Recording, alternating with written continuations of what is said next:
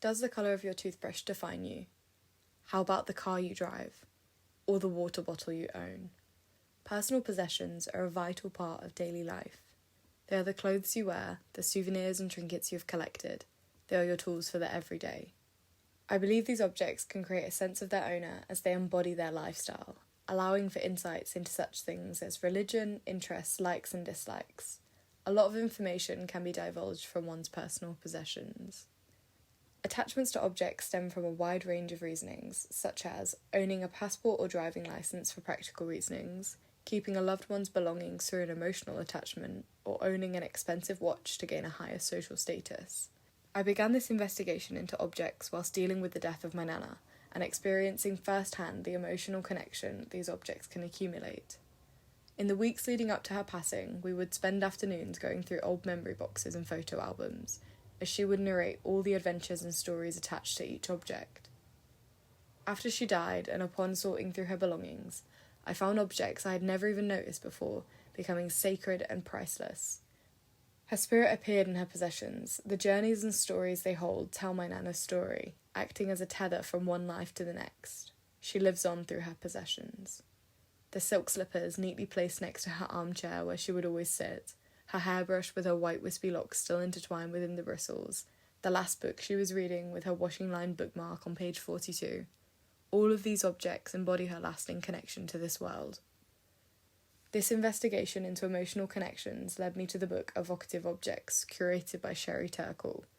This collection of essays explores the significance of 36 various objects, from bananas to ballet shoes.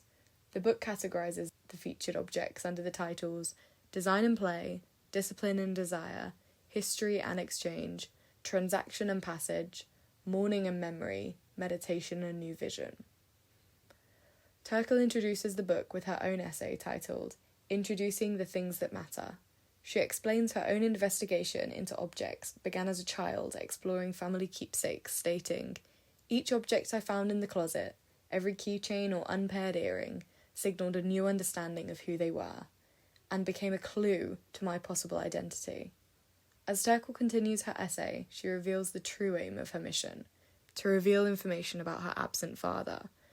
However, her family had gotten rid of any bits and pieces he may have left, leaving her feeling disconnected from the world and questioning her identity. Turkle confesses her career-long passion was born in the smell and feel of the memory closet and all its objects. That is where I determined I would solve mysteries and use objects as my clues. Clearly, objects have had a tremendous impression on Turkle's life and career, allowing her to express and research her own identity. One essay that particularly stood out to me was titled The Rolling Pin by Susan Pollock, detailing Grandma Tilly's healing elixir and how Pollock feels the comfort of her presence when using her rolling pin, even 15 years after her death. Pollock is transported back in time to being a child in her grandmother's kitchen, feeling both free and deeply connected. This essay spoke to me and echoed the feelings I have gained towards my nana's objects. With evocative objects and all of its stories in mind, I created an outcome depicting a variety of emotionally charged objects and the stories/people connected to them.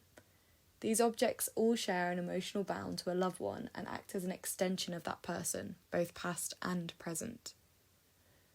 My dad spoke about his father, who he lost in 2008, and the attachment he feels to his father's waistcoat, describing it as giving him a comforting feeling as it brings back memories of times they've shared together.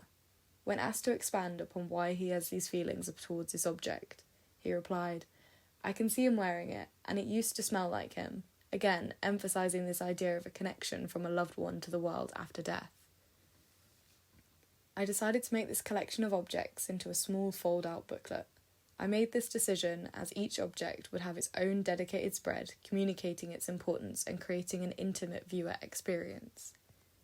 Each spread features a small drawing of the object and a short text providing the context behind the sentiment.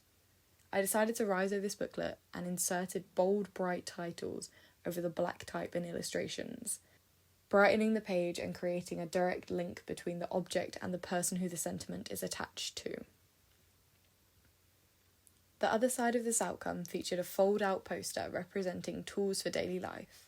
I asked 3 subjects to present every object they interact with before beginning their day.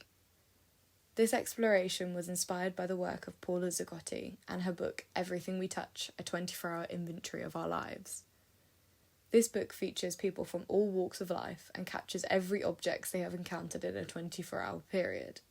I was mesmerised by her work and the information that can come from studying objects in this way.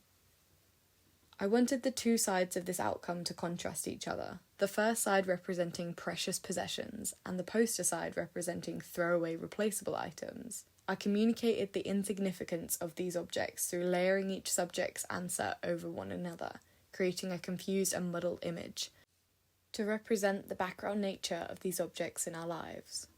My free use of colour and composition was inspired by the artist Helen Frankenthaler, who was quoted stating, "There are no rules, that is how art is born, how breakthroughs happen." This inspired me to be more experimental and allow the art to take its own form. I achieved this by not editing the composition in which the objects print, allowing them to overlap and combine in shape and colour. I decided to redirect my focus into objects for consumerism and trends, studying how sometimes the lines become blurred between consumers' needs and wants.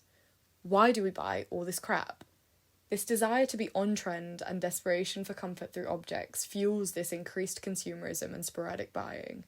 Microtrends are on the rise through platforms such as Instagram or TikTok, navigating masses to purchase a product purely based on it being popular, only to be discarded in a couple of months' time. A microtrend is a product that features a quick rise in popularity, peak, decline, and finally, relative obscurity in comparison to their once meteoric popularity. Microtrends are cycles of short-lived trends that gain a high amount of attention in a fairly short period of time. A man's self is the sum total of all that he can call his, not only his body, but his clothes and his house. William James, 1890. Expressing the importance of materialistic possessions to dictate wealth and status. This quotation highlights the society standards of your objects determining your own worth. The things you own end up owning you. This quote from the film Fight Club highlights the burden and attachment gained towards owning items no matter what, distracting us from the bigger, more important joys in life. Throughout this exploration, I have touched on three main reasons for attaching oneself to objects: emotional connections, practical items, and social status and signalling. I have learnt how each attachment can hold different emotions and feelings. I have created a range of outcomes that embody these feelings and communicate the idea of these objects being more than just things. So does the colour of your toothbrush define you? Or do you think it's something a bit deeper than that?